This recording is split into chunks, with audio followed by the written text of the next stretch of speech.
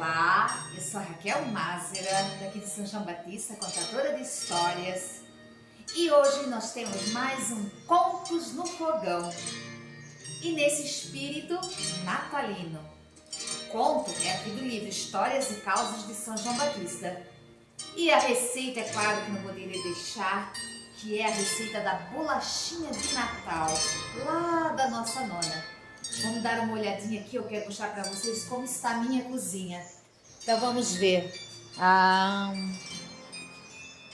Olha só, aqui já o menino Jesus, né?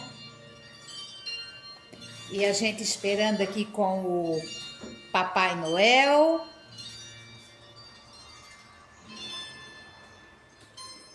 E é claro, né, o fogão já ali fervendo para que nós podemos começar a nossa receita aqui. Vamos ver como é que está o fogo aqui, a todo vapor aqui, e vamos começar então a nossa receita. Vamos lá então?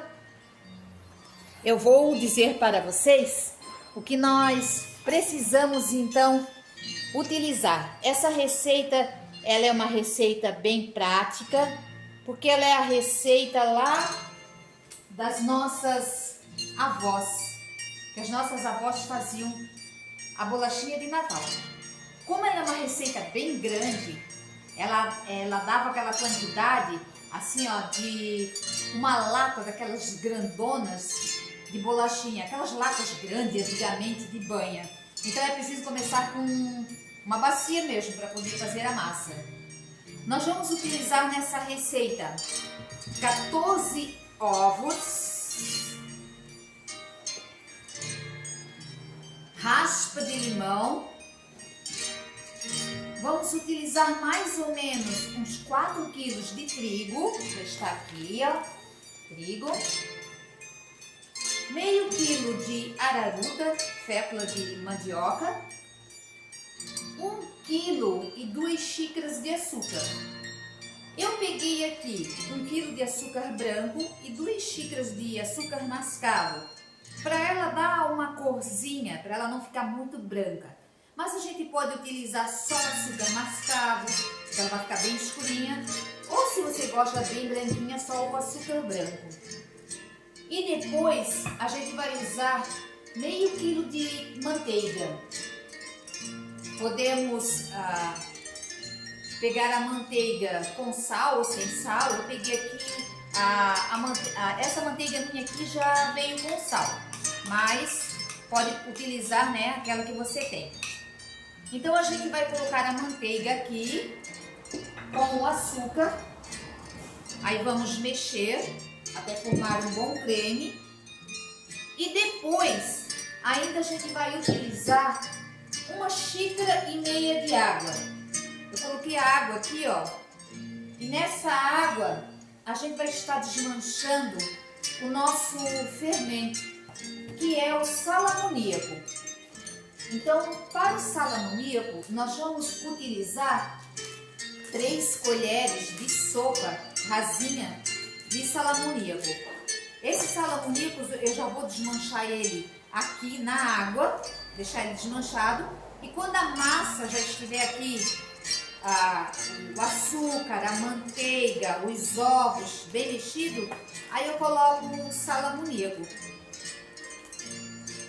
E para que a gente possa deixar essa massa mais saborosa e que também tire esse cheirinho aqui, ó, do sal amoníaco, nós vamos utilizar alguns condimentos, tá? Então vamos lá, eu vou pegar 3 colheres de sal amoníaco, 3 colheres, vou colocar aqui meia xícara de água, ou posso colocar toda a água, né? 1,5 xícaras, tanto faz. Vou colocar toda a água aqui. Como essa receita, ela é uma receita lá que eu trouxe ela lá da nona. Então é uma receita, ela é muito antiga. E as pessoas faziam mais ou menos a olho, né, como se diz. Não tinha muito bem uma medida correta. Então agora aqui, ó, a mistura da água com o sal amoníaco. No lugar da água, também pode usar leite se quiser, tá? Quando eu peguei a receita, era leite. Eu é que comecei a colocar água. E os condimentos que eu trouxe aqui, eu trouxe os seguintes condimentos, tá? Eu trouxe o cravo em pó, gengibre em pó e canela em pó. Também se tiver noz moscada, pode colocar. Esses condimentos, junto com a raspa de limão, ele vai tirar o cheiro do cravo e do sal amoníaco, né? Aquele cheiro que o sal amoníaco tem forte, e também vai dar aquele gostinho especial nessa massa. Então, vamos lá, começar a massa. Então a massa a gente vai começar mexendo aqui a manteiga com o açúcar. Depois que ela estiver bem cremosa aqui, aquele creme bem feito, eu vou colocar os ovos. Então são 14 ovos. E após os ovos eu vou colocar os temperinhos, né, os condimentos. Vou colocar a raspa de limão, colocando o sal amoníaco que já está ali desmanchado na água. E por último a gente vai engrossando. Coloca a araruta e o trigo. O trigo seria mais ou menos 4 quilos. A gente vai engrossando até o ponto de formar essa massa e a gente poder esticar com o rolo e cortar com as forminhas, e vou assar aqui no nosso forno a lenha, que era assim que as nossas avós faziam. Essa é a nossa tradição de Natal. Então daqui a pouco eu já volto aqui com a mesa posta e a massa esticada para a gente ver como vai ficar as nossas bolachinhas, ok?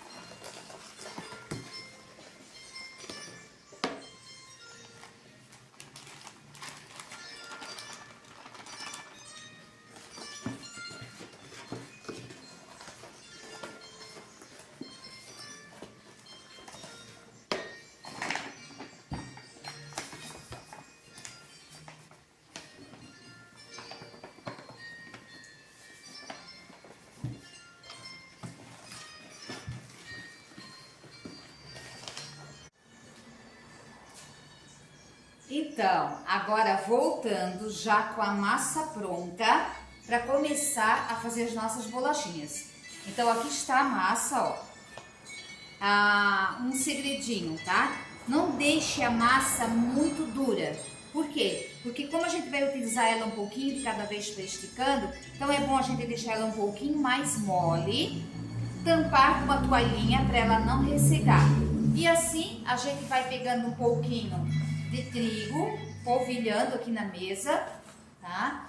E colocando um pouquinho da nossa massa aqui, pra gente poder ir esticando ela. Aí assim, aqui sim, a gente vai endurecer. E o restante a gente, né, vai deixando aqui tampadinho, tá? Então agora eu já tenho preparado aqui as formas, a gente vai polvilhando as formas. As forminhas, então várias forminhas, né, de vários tamanhos, forminhas maiores, menores.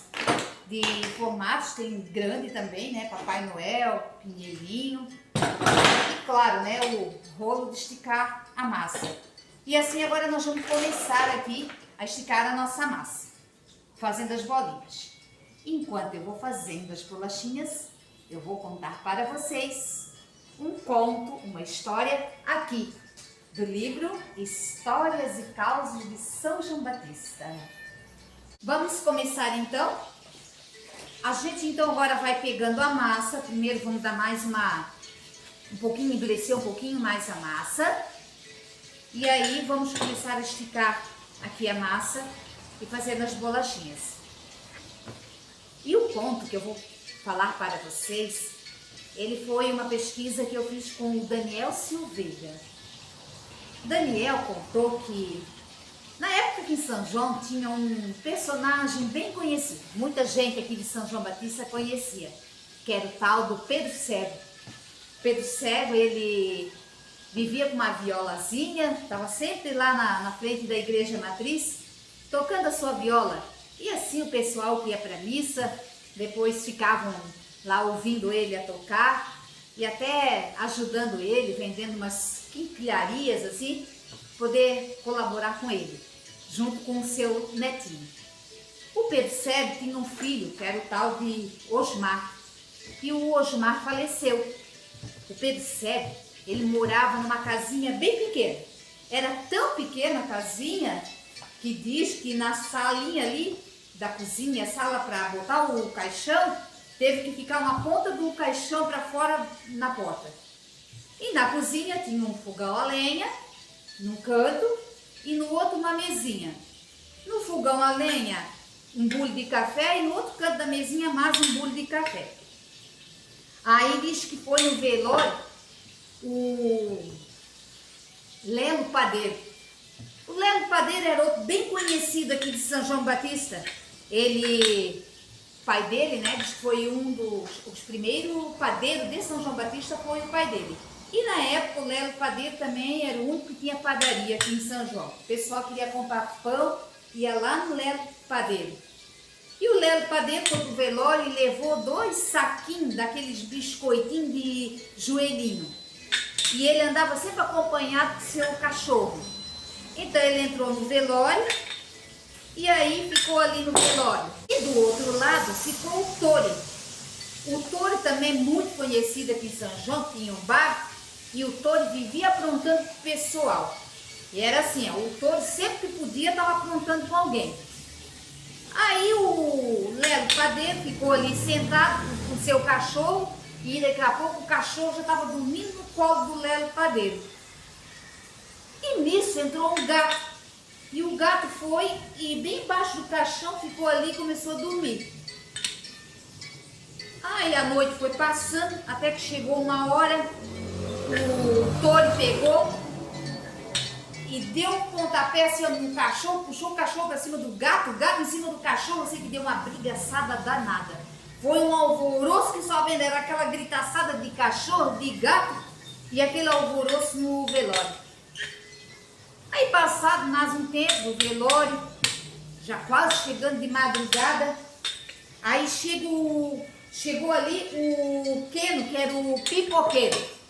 O Queno pipoqueiro entrou no velório e se sentou-se ali, de um lado, lá do fogão a lenha. Mais tarde, um pouquinho, já, né, mais tarde, entra ali também o Toninho, que era o tal do Toninho Frederico. E o Toninho Frederico, ele andava sempre de... O Toninho não, o Queno Padeiro, o Queno, ele andava sempre, esse Queno, o pipoqueiro, andava sempre assim, ó, todo de branco e com um punhal grande na cintura. E ele entrou ali. E se sentaram ali, um na beira do fogão e o outro no outro cantinho, aqui o bule de café. E o Queno, de vez em quando, saía do seu lugar, ia lá no outro lado, pegava um golinho de café, tomava e voltava e sentava ali na beiradinha do fogão. Até que chegou uma hora, o Tori foi lá, no que ele levantou para ir lá pegar um golinho de café, o Tori pegou, com aquele bule que estava no outro lado, molhou toda a beirada do fogão de café quente. Quando o Queno pipoqueiro voltou, que se sentou-se, ali na beirada, que sujou aquela roupa dele toda branca. Ah, ele endoidou, levantou-se, puxou o punhal e foi aquele Deus nos acuda, né? Mais aquele rolo danado naquele velório.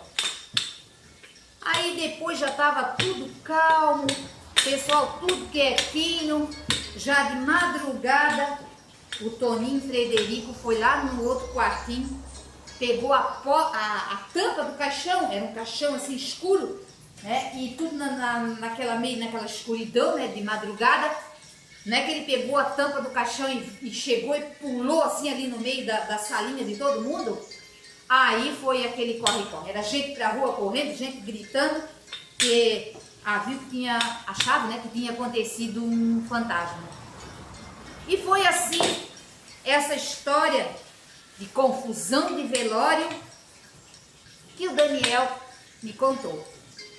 E esse conto está aqui no livro Histórias e Causos de São João Batista. E eu convido você para que, se você quiser adquirir, que venha conversar comigo para poder ouvir muitas e muitas histórias como esta.